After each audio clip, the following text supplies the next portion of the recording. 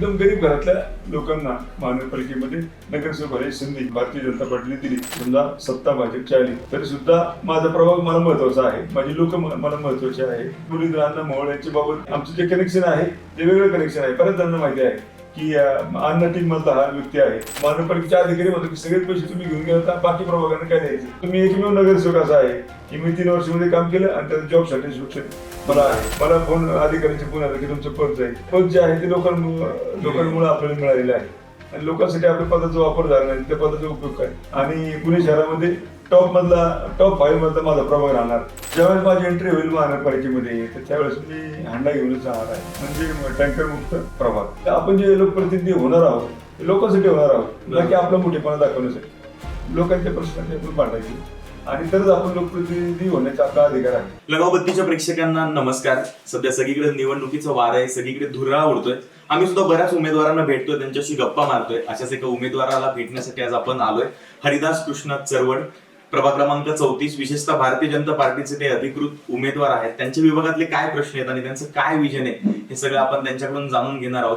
भाऊ, भारतीय जनता पार्टीने 40 पेक्षा जास्त उमेदवारांना जे सिटिंग नगरसेवक होते त्यांचीच तिकीट कापली का? त्याच्या मागे मोठं होतं तर नवीन तरुणांना संधी द्यायची, पण त्याला तुम्ही अपवाद होतात.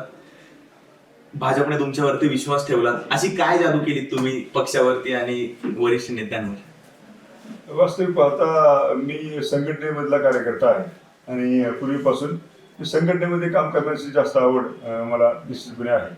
आणि मग संघटनेमध्ये काम आणि परफॉर्मन्स जो आहे महानगरपालिकेमधला, म्हणजे सभागृहामध्ये आणि सभागृहाच्या बाहेर आम्हाला चांगला परफॉर्मन्स राहिलेला आहे. त्यामुळं काही नसती गिरीश बापट असतील किंवा मुरलीधर मोहोळ आहेत खासदार आपले, किंवा आपले आमदार भीमराव तापकीर आहेत, त्यांनी माझा परफॉर्मन्स पाहिला होता. आणि म्हणून ते काम करत असताना प्रामाणिकपणे काम करणं आणि लोकांभिमुख कामं करणं हे खूप गरजेचं आहे. आणि पुढचे जे डेव्हलपमेंट जे आहे भविष्यातील पुणे यासाठी कदाचित त्यांनी असं विचार केला असेल की हा क्वालिफाईड माणूस जो आहे, एज्युकेटेड माणूस जो आहे तो कदाचित पुणे महानगरपालिकेमध्ये गरजेचा आहे आणि म्हणून मला संधी मिळाली असेल असं मला वाटतंय. क्वालिफाईडचं तुम्ही म्हणालात. बऱ्यापैकी राजकारणामध्ये असं आपण बऱ्याचदा बघतो की 10वी पास उमेदवार नगरसेवक होतो किंवा तो उभा राहतो, पण तुमच्या बाबतीत तसं नाहीये. तुम्ही BE सिव्हिल आहात, तेही COEP सारखे इतके नामांकित कॉलेजमधून. मग तो सगळा प्रवास करत असताना राजकारणाकडे कसं वळलात आणि मग इकडे काय हवं वाटलं? वास्तविक आता म्हणजे एज्युकेशन जे झालं ते टेक्निकल दृष्टिकोन झालं. म्हणजे 10वी नंतर डिप्लोमा केला गव्हर्नमेंट पॉलिटेक्निकमध्ये, नंतर मग COP मध्ये ऍडमिशन मिळालं, COP मध्ये BE केलं, नंतर ME टाउन प्लॅनिंग केलं. आणि पॉलिटिकली जो आहे तर आपल्या डोक्यामध्ये एक विषय जो असतो कायम की आपल्याला सोशल मध्ये काम करायचं, हे पूर्ण लहानपणापासून तो विषय होता. माझ्या घरामध्ये कोण काय सरपंच नाही, माझ्या घरामध्ये कोण ग्रामपंचायत सदस्य नव्हता, माझ्या घरामध्ये आता सुद्धा कोण पॉलिटिकल पहिलीच पिढी आहे. आणि माझी आवड आहे, माझं पॅशन आहे, म्हणजे राजकारणामध्ये काम करणं पॅशन म्हणून काम करतो. मागे सुद्धा गेले 20 वर्ष 22 वर्ष मी काम करतो. मी दररोज रस्त्यावरती काम करतो. लोकांचे प्रश्न सोडवण्यासाठी मला पदाची निश्चितपणे आवश्यकता कधीच लागली नाही. मी लोकांचे प्रश्न घेऊन रस्त्यावर उतरतो, रस्त्यावर बसतो, रस्त्यावरती आंदोलन करतो, पाण्यात उतरतो, राखेला अंगावर उतरून घेतो. कार्यकर्ता म्हणून माझी ओळख राहिलेली आहे आणि भविष्यात मी सुद्धा कार्यकर्ता म्हणून माझी ओळख जपणार आहे. लोकप्रतिनिधी आपण झालो की आपण लोकांची कामं करतो, थोडंसं लिमिटेशन सुद्धा आपल्याला येतं, परंतु आपलं मूळ जे पिंड आहे कार्यकर्त्याचं ते आपण सोडायला नाही पाहिजे, ही माझी भावना निश्चितपणे राहिलेली आहे. एका नगरसेवकाला नेहमीच तिथल्या आमदाराचा सपोर्ट चांगला मिळतो आणि तुम्हाला भीमराव अण्णांचा नेहमीच सपोर्ट राहिला पहिल्यापासून. एखाद्या आमदाराचा सपोर्ट असणं नगरसेवकाला काय बूस्ट मिळतो आणि काय सांगाल भीमराव अण्णांबद्दल? आता आपल्या घरामध्ये आपले वडील जर असतील तर आपल्याला खूप मोरल सपोर्ट असतो.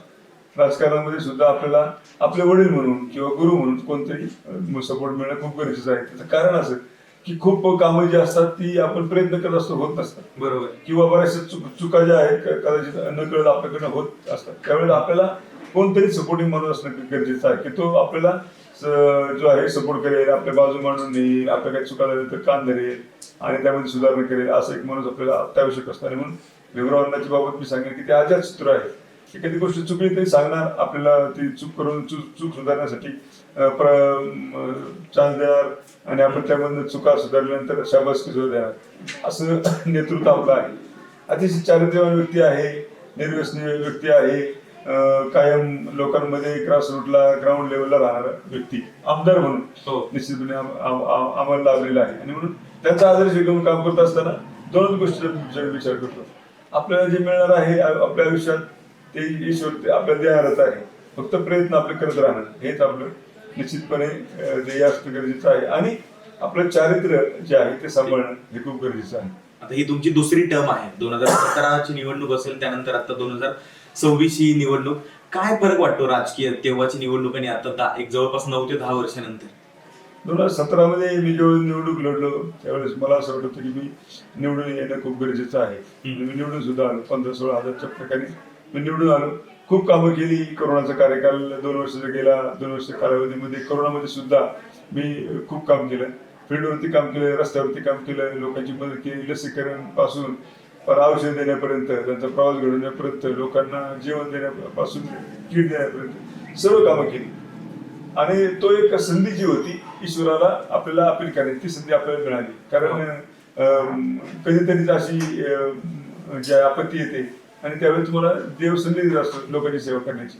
ती संधी मला मिळाली. त्यामुळं आज सुद्धा मला गर्व असं वाटतं की आपण त्यावेळेस गरीब असतो नाही, आपण काम केलं. आणि राहिले 3 वर्षामध्ये मी काय केलं, मी 16-17 प्रोजेक्ट पूर्ण केले. म्हणजे माझ्या प्रभागामध्ये मी 2 गार्डन केले, चरवड होत्या आणि बेडे होत्या. 3 दवाखाने केले मी. वडगाव बुद्रुकमध्ये, वडगाव खुर्दमध्ये आणि हायवेच्या परिसरामध्ये 3 दवाखाने केले. एक महिला बचत गट भवन केलं की जे 3 मजल्याचं महिला बचत गट भवन आहे. आणि त्यामध्ये 2 हॉल आहे, एक मोठा हॉल आहे, ऑफिसेस आहे, नंतर 5-7 दुकानं आहेत की ज्या ठिकाणी महिलांचे प्रॉडक्ट विकू शकतील.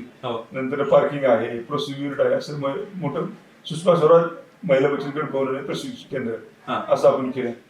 2 अग्निशामकदलचे केंद्र आपण केले. नंतर आपण 2 विरंगुळा केंद्र केले. समाज मंदिरं 2 केली. नंतर आपण सिंगरोडचा फ्लायओव्हर ब्रिज केला.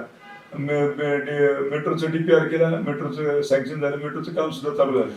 नंतर आपण 3 ग्राउंड केले. भारत अटल बिहारी वाजपेयी ग्राउंड आणि कैलासवासी विठ्ठल नामदेव जाधव ग्राउंड. नंतर आपण रुक्मिणीबाई विठ्ठल जाधव स्पोर्ट्स कॉम्प्लेक्स केलं. म्हणजे हे सर्व करत असताना आपण आपल्या प्रभागाची सर्वांगीण प्रगती कशी करता येईल हे 3 वर्षामध्ये शक्य आहे का काम, तर चांगलं काम केल्यानंतर शक्य आहे.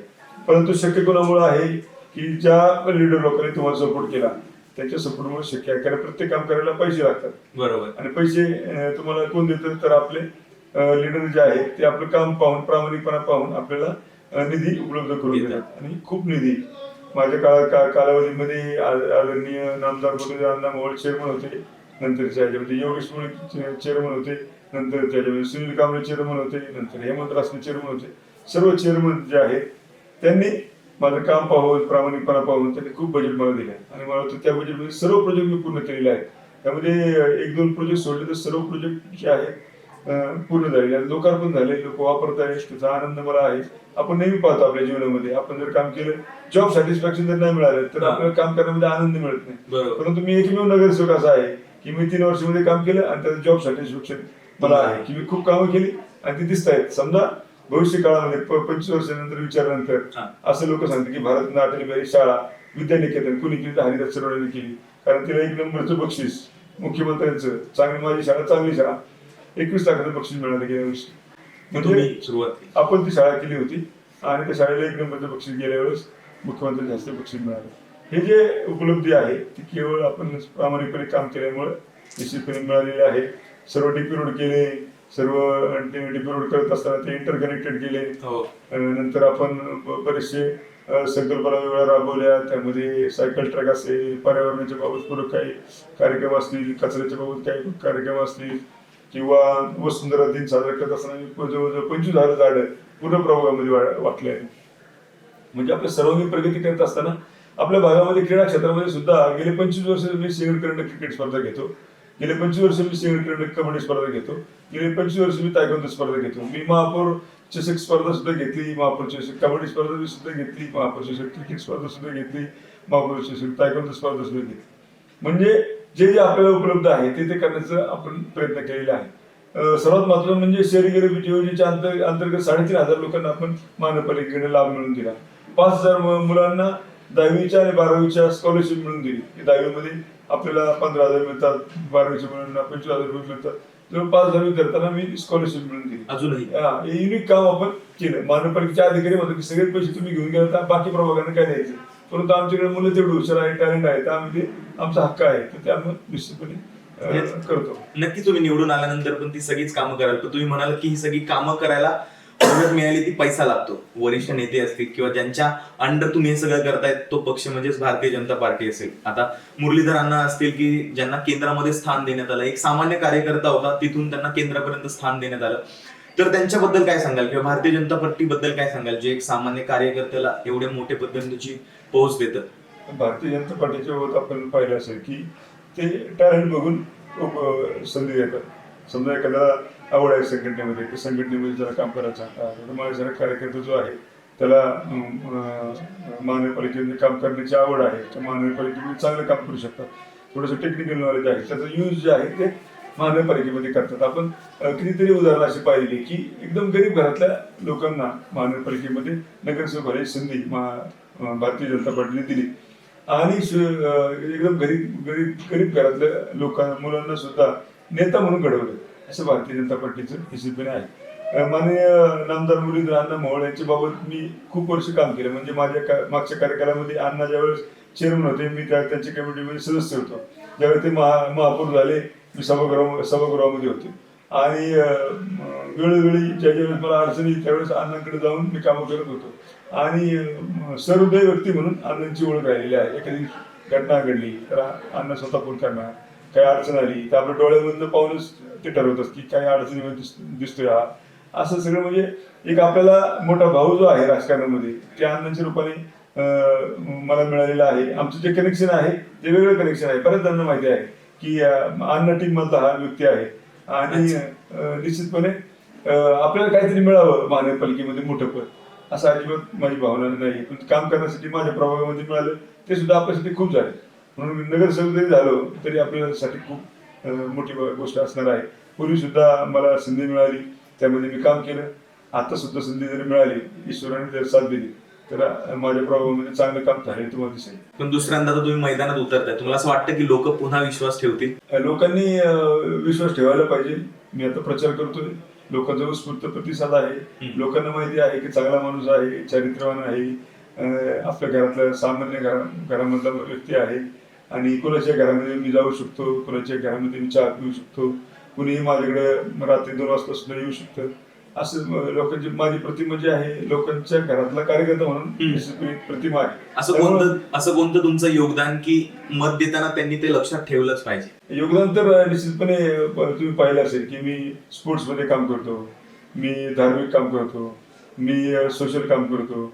प्रत्येक वेळेस रात्री 2 वाजता जरी मला फोन केला पोलीस चौकीमध्ये की अडचण आहे भाऊ तुम्ही या, तुम्ही तिथं सुद्धा जातो. एखाद्याने मला दवाखान्यात बोलवलं आणि काही मदत मागितली तर दवाखान्यामध्ये सुद्धा जातो. एखाद्या विद्यार्थ्याला ऍडमिशन घ्यायचं असेल तर त्याच्यासाठी सुद्धा प्रयत्न करतो. म्हणजे सर्वांगीण काम करण्याचा माझा प्रयत्न राहिलेला आहे. आणि हक्काने ज्या व्यक्तीकडे आपण जाऊ शकतो त्या व्यक्तीला लोक मतदान करतात. तुम्ही पाहिलं असेल मागच्या वेळी मला 22,000 मतं होती. आणि त्यावेळेस सुद्धा मला चांगली मतं मिळतील आणि काम करण्याची संधी मिळेल. तर असं मला निश्चितपणे वाटतं. मला जर संधी मिळाली तर कदाचित आपल्याला शेगड रोड जो आहे तो युनिक शेगड रोड निश्चितपणे दिसेल. आता ह्यावेळेसची जी लोक नवीन मतदार करतील किंवा जी कोणी आता यावेळेस नवीन मतदार करतील त्यावेळेस प्रत्येकाच्या डोक्यामध्ये हे असणार आहे की कोविड काळामध्ये आमच्या नगरसेवकाने आमच्यासाठी काय केलं, हा मुद्दा प्रत्येक वेळेस राहणार आहे. तर तुम्ही तुमच्या काळामध्ये, कोविड काळामध्ये काय काय केलं तिथे? बघा, आता माझ्या कोविडच्या काळामध्ये सगळ्यात पेशंट पहिला जो सापडला तो माझ्या प्रभागामध्ये सापडला. पूर्ण भारतामध्ये तो जो होता तो आपल्या राजयोगच्या परिसरामध्ये पहिला पेशंट सापडला, तो आमच्या राजयोगमध्ये सापडला, भारतामधला पहिला पेशंट. आणि त्यानंतर सगळी ऍक्शन आमची झाली. मग आम्ही पहिल्यांदा काय केलं, सगळ्या सीमा आमच्या बंद करून घेतल्या. पोलिसांना सांगून त्या ठिकाणी उभं राहून सगळ्या सीमा आम्ही बंद केल्या. नंतरच्या काळामध्ये आम्ही त्यावेळेस बरेचसे प्रोटोकॉल आपल्याला माहित नव्हते, जे लोक सांगत होते आपण करायचो. पूर्ण प्रभाग आपण जेटिंग लाईनने स्वच्छ करून घेतला की जेटिंग प्रेशरच्या पाण्याने आपण सगळे अख्खा प्रभाग हा 2-3 दिवस लावून आपण धुवून घेतला. नंतर आम्ही डॉक्टर आपल्या द्वारे संकल्पना राबवली की कोण आजारी आहे का त्यांना औषधं देणे. प्रत्येक घराघरामध्ये जाऊन आम्ही जी आहे एक संस्था सोशल होती त्यांच्याबरोबर आम्ही ते काम केलं. की पूर्ण प्रभागामध्ये मी स्वतः माझे सर्व सहकारी आम्ही प्रत्येक ठिकाणी गाडी लावून लोकांचे चेकअप करायचो, कोणाला सर्दी आली असेल औषध द्यायचो, कोणाला काय आजार असेल त्यावेळेस दवाखाने सुद्धा बंद होते. हो आणि मग आम्ही 2 दवाखाने जे आता मला वाटतं वाघोलीचा एक डॉक्टर होता आणि इकडे सासवडचा एक डॉक्टर होते, तर आम्ही ते काम जवळजवळ महिनाभर ते काम केलं. बऱ्याचशा विद्यार्थ्यांना त्यावेळेस जाता आलं नाही, त्यांना जेवणाची आवश्यकता होती, तर आपल्या साई मंदिर ट्रस्ट जे आहे हायवेला तिथे जवळजवळ 2 महिने आपण जेवण त्या विद्यार्थ्यांना देत होतो, म्हणजे नागरिकांनाच दररोज जेवण देत होतो. काही लोकांना किट जे आहे जवळजवळ 10,000 लोकांना किट आपण त्यावेळेस वाटले, म्हणजे रिक्षावाले असतील, काही धार्मिक कार्य करणारे आमचे लोक असतील किंवा इतर कामगार वर्ग असेल किंवा काही लोकांचे पगार न झाल्यामुळे त्यांना चरितार्थ करायला प्रॉब्लेम येत होता, त्यांना मदत केली. जवळजवळ 10,000 लोकांना किट आपण वाटले आणि ते किट जे आहे ते घरोघरी जाऊन आम्ही स्वतः त्यांच्यापर्यंत पोहोचलो. नंतर काही बऱ्याचशा लोकांना औषधं गरज होती, आम्ही औषधं आमची टीम जी आहे लोकांना घरी जाऊन औषधं देत होती, ते सुद्धा आम्ही काम केलं. काही लोकांना प्रवास करणं जायचं होतं, काही आसामला जायचं होतं, त्यावेळेस कैलास गिरीश बापट आपल्यामध्ये होते, त्यांनी मला सांगितलं की आपल्याला आसामला एका विद्यार्थ्याला सोडायचे, मग आपण सगळी यंत्र लावून त्यांना आसामला नेऊन सोडलं. ही सुद्धा आपण कामं केली. आर्सेनिक अल्बमच्या गोळ्या ज्या होत्या त्याच्यावर मला काही माहित नव्हतं, म्हणजे वैद्यकीय काय आपल्याला एवढं नॉलेज नाही, परंतु लोक म्हणायची ते गोळ्या खाल्ल्या तर करोना होत, इम्युनिटी वाढते. मग आम्ही काय केलं, जवळजवळ 4 लाख रुपयाच्या गोळ्या लोकांच्या घरोघरी पोहोचवल्या की बाबा पहिले आपण जवळची लोक घेतली, नंतर नागरिक घेतले, नंतर नागरिकांचे नातेवाईक घेतले, असं पॉईंट टू पॉईंट काम आपण केलं. म्हणजे त्या काळामध्ये प्रत्येकाला असं वाटायचं की आपल्याला काय होतं का, घाबरले होते लोक. म्हणून कॉन्फिडन्स वाढवण्यासाठी आर्सेनिक अल्बमच्या गोळ्या, माझे मित्र विनायक रायकर जे आहेत स्वदेशीचं काम करतात, त्यांनी मला पहिल्यांदा 50 रुपयाला गोळी डबे दिली, नंतर 40 रुपयाला दिली, नंतर 30 रुपयाला दिली, नंतर 20 रुपयाला दिली, नंतर 10 रुपयाला दिली, नंतर मला फुकट गोळ्या दिल्या त्यांनी की आता खूप वाटलं आपण फुकट वाढू. असं आम्ही जवळजवळ 4 लाखपेक्षा जास्त गोळ्या वाटल्या. नंतर जो विषय झाला तो लसीकरणाचा, मग आपण वेगवेगळे रजिस्ट्रेशनसाठी कॅम्प लावले आणि रात्रंदिवस 24 तास आमची लोक त्या कॅम्पवरती बसून रजिस्ट्रेशन करत होती. नंतर ते लसीकरणचे वेगवेगळे कॅम्प केले. नंतर आपल्या सामाजिक संस्था सुद्धा बऱ्याचशा लसीकरण करत होत्या, त्यांना घेऊन चौकामध्ये लसीकरण केलं आणि मला वाटतं शेवटच्या टप्प्यापर्यंत आपण लसीकरणाची प्रोसेस ही चालू ठेवली. आणि करोना गेल्यानंतर मग त्यांच्याबरोबर एकत्रीकरण आहे, संवाद साधणे आहे. त्यानंतर पण तुम्ही 17 प्रकल्प उभे केले. प्रकल्प जे आहेत ते आपण पूर्वीपासून आपले चालू असले ते पूर्ण झाले. या प्रभागातला अजून एक मोठा प्रश्न आहे तो म्हणजे वीज बिलाचा, की लोकांना घरी असताना सुद्धा 2-3 हजार रुपये बिल येतं. त्यासाठी तुम्ही आंदोलन पण केलं होतं, वीज बिल भरमसाठ येतं त्याच्यासाठी. तर त्या आंदोलनाने काही फरक पडला का, काय झालं का? वीज बिलाच्या बाबत आमची शंका अशी होती की नवीन जो मीटर आहे त्याची टेक्निकली काहीतरी प्रॉब्लेम आहे. पूर्वी आम्हाला 500 रुपये बिल होतं, आता एकदम 3,000 रुपये. बरोबर. त्या बाबतीत आणि काही अनामत रक्कम जी आहे ती MSEB वाढवली होती आणि त्यामुळं बिल जे आहेत 3,000-4,000 बिल येत होती. आणि बिल भरायला लोकांचं काहीच कायदेशीर बिल भरायला लोकांचा काहीच विरोध नाहीये, परंतु लोक बिल भरतात परंतु 3-3 तास लाईट जाते, तरी पण 2-2 तास लाईट, त्याला विरोध लोकांचा होता. त्यामुळे आपण आंदोलन केलं, 2 वेळा आंदोलन केलं. एकदा पर्वतीला केलं, एकदा आपण रास्तापेठेमध्ये केलं, एकदा आपल्या वडगावच्या केंद्रामध्ये केलं आणि त्याच्यावरती प्रश्न सोडवण्याचा प्रयत्न केला. त्यावेळी पण सूर्यवंशी साहेब होते, सूर्यवंशी साहेबांनी काही टेक्निकली बदल केले, त्यामुळे बऱ्याचशा प्रमाणात लाईट जाण्याचं प्रमाण जे आहे ते बंद झालं. परंतु बिलाच्या बाबत अजून सुद्धा प्रश्न सुटलेले नाही. बिलाचं जे आहे अडचण अजून सुद्धा चालू आहे. त्याच्यावरती अभ्यासू लोक आहेत त्यांना अभ्यास करायला आपण सांगितलेलं आहे की जेणेकरून हे बिल जे आहे ते आकारलं कसं जातं त्याच्यावरती आपण थोडं स्टडी करून त्याच्यावरती आपण बोलणार आहोत. आणि इथला सगळ्यात मोठा अजून धायरी नरे वडगावचा सगळ्यात महत्वाचा प्रश्न तो म्हणजे पाण्याचा प्रश्न. अजूनही बराच भाग आहे जिथं अजूनही टँकरने पाणी जातं. आता तुम्ही उद्या सभागृहात जाल तर धायरी नरे वडगाव तुमचा जो प्रभाग आहे तिथं 24 तास पाणी येऊ शकेल, याच्यासाठी काय उपाययोजना करा? वास्तविक पाहता आमच्या वडगाव धायरीमध्ये जुन्या हद्दीमध्ये पाण्याची समस्या अजिबातच नाही, कारण आम्ही 4 टाक्या 24/7च्या अंतर्गत जे आपण स्कीम महानगरपालिकेने केली 45 लाख लिटरच्या 4 टाक्या आम्ही बांधलेल्या आहेत. म्हणजे तुकाईनगरला एक बांधली, हायब्रिड सोसायटीला एक बांधली, नंतर ना आपण DSTच्या पायथ्याला एक बांधली, नंतर आपल्या राजयोगच्या परिसरामध्ये एक टाकी बांधली. अशा 4 टाक्या आपण बांधल्या ते फिल्टर वॉटर त्यांच्यामध्ये आणलं आणि डिस्ट्रीब्युशन त्या भागामध्ये केलं जातं. त्यामुळे वडगाव बुद्रुक दायरी जुनी हद्द आहे, त्या ठिकाणी पाण्याची अडचण नाही. परंतु नळेगावच्या परिसरामध्ये किंवा दायरीची नवीन हद्द जी आहे त्या ठिकाणी पाण्याची समस्या आहे. टँकरचं पाणी मोठ्या प्रमाणात वापरलं जातं त्या ठिकाणी. मला वाटतं 2-3 दिवसांनी एकदा पाणी येतं, ते सुद्धा 20 मिनिटं 10 मिनिटाचं येतं. त्याच्यावरती काम हे निश्चितपणे करावं लागेल. पहिलं टार्गेट जे आहे आपलं महानगरपालिकेमध्ये गेल्यानंतर तर पाण्याची टंचाई दूर करणे. महानगरपालिकेला आपण ₹2.35 per square foot per month tank भरतो. त्यामध्ये सर्व कर आपण देतो, म्हणजे देवबत्ती कर देतो, पाणी कर देतो, रस्त्याचं कर देतो आणि आपल्याला पाणीच मिळत नाही. तर पहिले टार्गेट जे आहे ते आपण पाण्याची अडचण दूर करण्यासाठी प्रयत्न करणार आहोत. तर प्रयत्न काय करणार तर आपण पहिले विनंती करणार, म्हणजे कोणी समजा सत्ता भाजपची आली म्हणजे आमची सत्ता आली तरी सुद्धा माझा प्रभाव मला महत्वाचा आहे, माझी लोक मला महत्वाचे आहे आणि म्हणून मी पहिलं सभागृहामधील सर्व आमच्या आदरणीय जे असतील त्यांना विनंती करणार की माझा पाण्याचा प्रश्न सोडवा. जर पाण्याचा प्रश्न सोडवला नाही तर मी 100% त्याच्यावरती संघर्ष करून माझ्या लोकांसाठी पाणी निश्चितपणे आणणार. त्यासाठी काही झालं तरी त्यासाठी संघर्ष बाकी करणार. कारण आपण शौचालयामध्ये गेल्यानंतर लोकांच्या डोळ्यात पाणी येतं, लोकांच्या डोळ्यात अश्रू येतात. लोक म्हणतात पाण्याचा विषय काढला की ते म्हणतात की डोळ्यामध्ये पाणी. मग आपण जे लोकप्रतिनिधी होणार आहोत ते लोकांसाठी होणार आहोत, ना की आपला मोठेपणा दाखवण्यासाठी. लोकांच्या प्रश्नासाठी आपण मांडायचे आणि तरच आपण लोकप्रतिनिधी होण्याचा आपला अधिकार आहे.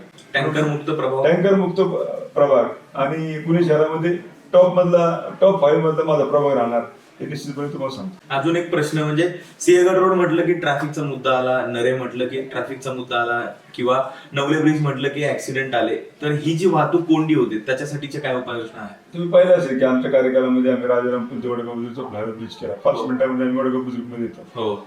आता जी समस्या आहे ती आमची बॉटलनेक झाली होती ती सुद्धा आम्ही क्लिअर केली. आता जी वाहतूक कोंडी होती ती हायवेची जी कामं न झाल्यामुळे, NHI कामं सर्व्हिस रोड न झाल्यामुळे आणि काही डीपी रोड जे आहेत ते अर्धवट राहिल्यामुळे वाहतूक कोंडी होती. उदाहरणार्थ लोकमत सावित्री गार्डन हा डीपी रोड आमच्या झालेला नाही. त्यासाठी आम्ही प्रयत्न केले का तर निश्चितपणे प्रयत्न केले. दुर्दैवाने स्थानिक जे नागरिक होते ज्यांची स्वतःची जमीन होती त्यांनी खूप त्रास आपल्याला ते त्रस्त करताना दिला. म्हणजे सुरुवातीला त्यांनी TDR मागितला, नंतर क्रेडिट नोट मागितली, नंतर कॅश मोबदला मागितला. ह्याच्यामध्ये खूप वेळ आपला वाया गेला आणि त्यामुळे तो रस्ता होऊ शकला नाही. एकच रस्ता दायरीमध्ये असल्यामुळे वाहतूक कोंडी मोठ्या प्रमाणात होती. तर आपण तो प्रॉब्लेम जो आहे तो सॉल्व्ह करण्यासाठी टेक्निकली सोल्युशन सुद्धा काढलं होतं की आपण वाया करता ब्रिज वांदळे पुलापासून उमरे गणपतीपर्यंत सँक्शन केला होता. शहर सुधारणा समितीमध्ये त्यावेळेस महेश लडकत चेअरमन होते, त्यावेळेस आपण ठराव पास करून घेतला. नंतर तो GB मध्ये स्टँडिंग मध्ये पास झाला, नंतर GB मध्ये पास झाला. त्याच्यावर बजेट पडलं 75 लाख रुपये. परंतु नंतर कोरोनाची आली आणि ते काम आमचं राहून गेलं. क्रिस्टल कॅस्टल सोसायटीचे तिथे आपलं गार्डनचं रिझर्वेशन होतं, त्या ठिकाणी बजेट पडलं होतं. दुर्दैवाने ते सुद्धा गार्डन आमच्याकडनं होऊ शकले नाही, कारण नंतर कोरोना नंतर आपला कार्यकाल संपला 2022 ला आणि 2022-26 आम्ही काहीच काम करू नाही शकलो. प्रशासकाचं राज्य काही काम आमच्याकडे राहून गेली. ती भविष्य काळामध्ये आम्ही निश्चित करणार. ती आता कंप्लीट होतील जर तुम्ही निवडून आलात तर 100% कंप्लीट होतील. तुमचा जो प्रभाग क्रमांक आहे प्रभाग क्रमांक 34 त्यातला बराचसा भाग जो आहे नरे आणि दायरीचा जो अगोदर नव्हता तो आता पुन्हा ऍड करण्यात आला, तर तो बऱ्यापैकी ग्रामीण पट्टा आहे. तर आता त्यांना तुमच्या प्रभागामध्ये किंवा त्यांना या सिटीमध्ये कसं तुम्ही सामील करून घेणार, त्यांच्यासाठी तुमच्याकडे काय आश्वासन आहे? वास्तविक आता हा जो ग्रामीणचा भाग आहे, ग्रामीण असं म्हणता येणार नाही, परंतु नव्याने समर्थ झालेला भाग आहे. ऍक्च्युली तिथं माझे खूप नातेवाईक आहे, खूप माझे मित्र आहे, माझ्या शाळेतले सगळे मित्र आहेत, त्यामुळे परिचित असा भाग आहे. आणि त्या भागाची डेव्हलपमेंट कशी करायची याच्यावर निश्चितपणे आपलं ब्लूप्रिंट तयार आहे. लोकांची सुद्धा मदत आहे, म्हणजे लोकांना 100% माहिती आहे की हा व्यक्ती आपली डेव्हलपमेंट करणार. काय अजेंडा त्या विभागात? आपण त्या भागामध्ये पहिला प्रश्न जो आहे तो पाण्याचा प्रश्न आपण सोडवणार. 6 महिन्यामध्ये पहिला जो आहे तो पाण्याचा प्रश्न सोडवणार. नंतरच्या काळामध्ये वाहतूक कोंडीवरती सर्व डीपी रोड जे आहेत ते अतिक्रमण मुक्त करणार. आणि जे डीपी रोड जे आहेत नरेगावमध्ये मला वाटतं 3 डीपी रोड आहेत, म्हणजे कुंकर चौकापासून बारगणी मळ्यापर्यंत म्हणजे पारी कंपनी चौकापर्यंत 30 मीटरचा डीपी रोड आहे. अरुणबागेपासून लाडली साडी सेंटर पर्यंत 24 मीटरचा डीपी रोड आहे. GSPM मध्ये 18 मीटरचा डीपी रोड आहे. ही सर्व डीपी रोड जे आहेत तुम्ही आता पाहिलं तर त्या ठिकाणी अतिक्रमण झालेलं आहे. अतिक्रमण काय आहे तर बेकायदेशीर शेड मारलेले आहे, बेकायदेशीर टपऱ्या आहे, भाजी मंडई त्या ठिकाणी झालेली आहे, किंवा बेकायदेशीर पार्किंग दोन्ही बाजूला गाड्या पडलेल्या आहेत 2-2 वर्ष, किंवा एमएससीबीच्या एसटी लाईन आहे त्याचे खांब आहेत, एलटी लाईन आहे त्याचे खांब आहेत, लाल बॉक्स जे आहेत एमएससीबीचे, अशा प्रकारचं मोठ्या प्रमाणामध्ये अतिक्रमण झालेलं आहे. हे अतिक्रमण मुक्त आपल्याला करायचं आणि त्यानंतर कच्चा कवला रस्ता तातडीने करून त्याची विड्थ वाढवायची. सगळे चौक जे आहेत ते मोकळे करायचे. चौक जे आहेत अरुंद झालेले आहेत त्यामुळे त्या चौकामध्ये कंजेशन होते. चौक सगळे आपण मोकळे करणार आहोत. 2 अंडरपास आपण करणार आहोत. एक भोंगळ चौकामध्ये अजून एक अंडरपास, तसाच अरुण भागामध्ये एक अंडरपास, जेणेकरून नरेगावच्या स्थानिक ट्रॅफिकला पलीकडे जाण्यासाठी हायवेला कुठे जायची गरज नाही पडणार. सर्व्हिस रोड मधनच अंडरपास जाते. मी वडगाव बुद्रुकमध्ये सुद्धा एक अंडरपास आता नवीन केला सिंगड विकास उद्यानाच्या समोर. त्याचा फायदा म्हणून वडगाव बुद्रुक निश्चितपणे झालेला आहे. पण आता जागोजागी ज्या खाऊ गल्ल्या दिसतात तुम्हाला, तुम्ही आता पण बोललात की अनधिकृत जे स्टॉल्स आहेत त्यांच्यावरती कारवाई झाली पाहिजे. 100% कारवाई झाली पाहिजे. कसं आहे, व्यवसाय करणं कधीच वाईट नाही. उपजीविका त्याच्यावर लोकांची होत असते, त्यांचे कुटुंब चालत असतात, मुलांचे शिक्षण, दवाखाना त्याच्यावर चाललेले असतात. त्यांना त्या लोकांना किंवा त्यांच्या व्यवसायाला अजिबात विरोध नाही. त्यांना जागा उपलब्ध करून देणे, अशी जागा उपलब्ध करून देणे की त्यांचा व्यवसाय झाला पाहिजे. त्याचबरोबर वाहतुकीला कोंडी सुद्धा झाली नाही पाहिजे. त्या अनुषंगाने मी नागरिकांना सुद्धा आवाहन करेन. आम्ही ज्यावेळेस भाजी मंडई करतो, आमची लोक काय करतात, रस्त्यावरती भाजी घेतात, त्या भाजी मंडई जात नाही, पण ती भाजीवाले परत रस्त्यावर येतात. आपण सुद्धा काहीतरी नियम पाळायला पाहिजे की भाजी मंडईमध्ये जाऊनच भाजी घ्यायला पाहिजे आणि आपण त्या भाजीवाल्यांना सवय लावली पाहिजे. असं जर केलं, ड्युअल आपण जर प्रयत्न केले तर सक्सेस होईल. नाही तर नगरसेवकांनी भाजी मंडई करायची, त्या भाजी मंडईमध्ये कोणच जात नाही, अशी परिस्थिती होती. म्हणून लोकांना सुद्धा काही रूल्स रेग्युलेशन पाळायला पाहिजे. वाहतुकी कोंडीच्या बाबत सुद्धा आपण पाहिलं असेल, प्रत्येकाला घाई असते जायची. मग कोण आडवं गाडी घालते, कोण घुसतंय. त्यामुळे पुणे शहराच्या वाहतूक कोंडीला शिस्त नाही म्हणतात, ते 100% खरं आहे. प्रत्येकाला घाई झालेली आहे. कामावर जायची, घरी जायची, क्रिकेटची मॅच बघायची, अशी सगळ्यांना घाई झालेली आहे. म्हणून नियम जर पाळले तर वाहतूक कोंडी होणार. म्हणून नियम सुद्धा पाळायला पाहिजे. तुमच्या प्रभागासाठी स्मार्ट सिटीचं विजन जे आहे ते काय आहे तुमच्यासाठी?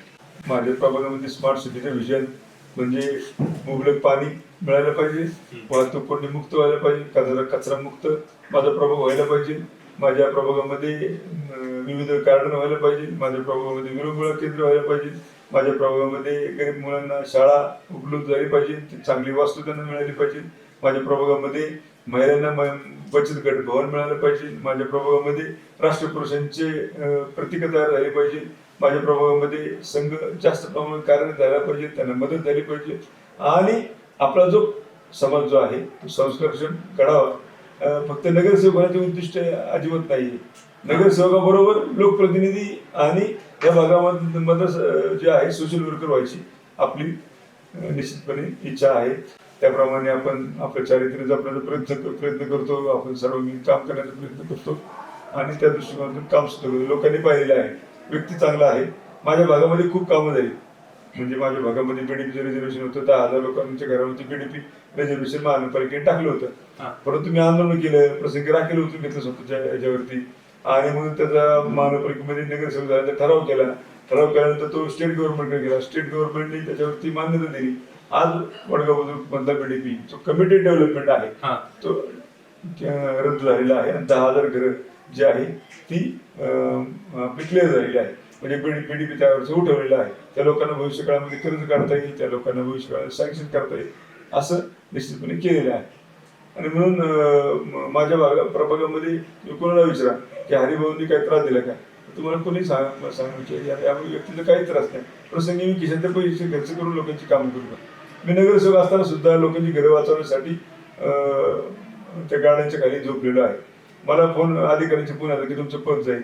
पण मी असा विचार करतो की पद जे आहे ते लोकांमुळे आपल्याला मिळालेलं आहे आणि लोकांसाठी आपल्या पदाचा वापर झाला नाही, त्या पदाचा उपयोग काय. म्हणून लोकांसाठी आपल्या पदाची किंमत जी आहे ती खूप महत्वाची आहे. लोक आपल्याबरोबर असेल तर पद 100% मिळणार. इतकं लोकांसाठी झटताय, समाजसेवा करताय, आता निवडणूक आहे, प्रचार चालू आहे, इतकं सगळं घरच्यांना कसा वेळ देता येतो या सगळ्यांमध्ये? काही लोक नशिबवान असतात आणि त्यापैकी मी नशिबवान आहे. कारण माझी पत्नी जी आहे ती माझ्यासाठी काम करते. माझं स्वप्न जे आहे तिचं स्वप्न आहे. माझी मुलं सुद्धा आता इतकं प्रचार करतायत.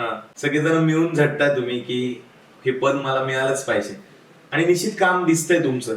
काय असतं की आता समजा आपली भावना चांगली असेल, आपलं चारित्र्य चांगलं असेल तर लोकांनी काम करायला पाहिजे, कार्यकर्त्यांनी काम करायला पाहिजे. परंतु आपल्या उद्दिष्टासाठी जेव्हा आपले घरचे लोक काम करतात त्यावेळेस खूप टेन्शन येतं. कारण मग आपल्या मुलांनी काम करावे आपल्यासाठी टेन्शनची गोष्ट. टेन्शनची गोष्ट. आता तुम्ही उद्या सभागृहात जाल, एकमेव गोष्ट सगळ्यात पहिल्यांदा तुम्ही ज्यावेळेस सभागृहात जाल तेव्हा अशी पहिली गोष्ट की जी तुम्ही मांडाल की हे पहिलं काम झालंच पाहिजे माझ्या प्रभागासाठी. आता मग ज्यावेळेस माझी एंट्री होईल महानगरपालिकेमध्ये तर त्यावेळेस मी हंडा घेऊनच जाणार आहे. बरं. पहिली एंट्री हंडा घेऊन म्हणजे टँकर मुक्त प्रभाग हा आपलं उद्दिष्ट राहणार आहे. पहिले 6 महिने आपलं तेच काम राहणार आहे. दुसरं काम काहीच करणार नाही, कारण पाण्याची समस्या खूप मोठी आहे.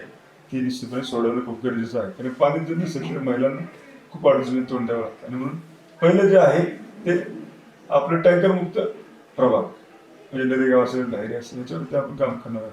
निश्चितच तुम्ही सगळी कामं तुमची वेळेवर कराल, तुम्ही निवडून याल अशी अपेक्षा आहे. तुम्हाला निवडणुकीसाठी खूप खूप शुभेच्छा. तुम्हाला सुद्धा हा इंटरव्ह्यू कसा वाटला, या राजकीय गप्पा कशा वाटल्या आम्हाला कमेंट करून नक्की सांगा. तुम्ही जर या वार्ड क्रमांक 34 मध्ये असाल तर तुमचे काही प्रश्न असतील तर ते कमेंटमध्ये नक्की लिहा. आम्ही त्यांच्यापर्यंत ते नक्की पोहोचू. आणि हा इंटरव्ह्यू कसा वाटला कमेंटमध्ये सांगा. आणि अशाच राजकीय गप्पांसाठी लगावबत्ती युट्यूब चॅनलला सबस्क्राईब करायला विसरू नका.